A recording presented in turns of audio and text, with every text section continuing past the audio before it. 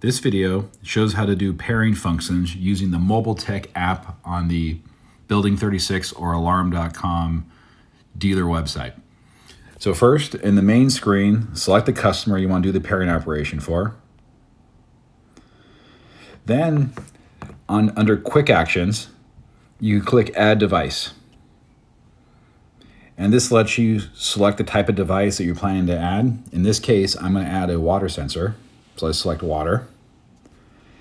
I then click the Start Z-Wave Add mode, and it will put the hub into pairing mode. The hub's right next to me, so we'll hear a beep when it goes into the mode.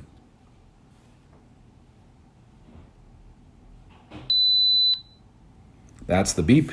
Now the hub's in pairing mode, looking for a device to pair with.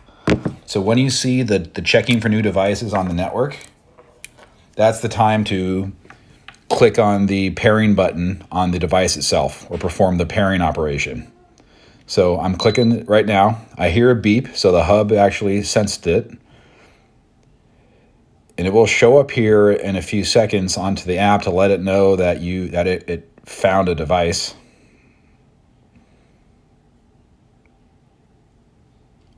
So give it a few seconds. There it goes, device triggered. So this device happens to be one with the S2 protocol.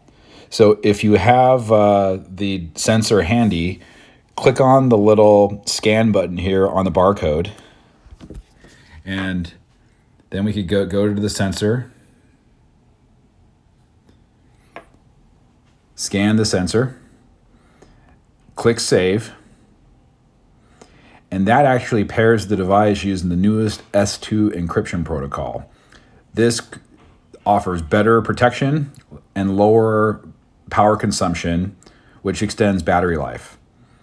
So it's performing the final pairing operations right now, and soon we'll be able to rename it directly.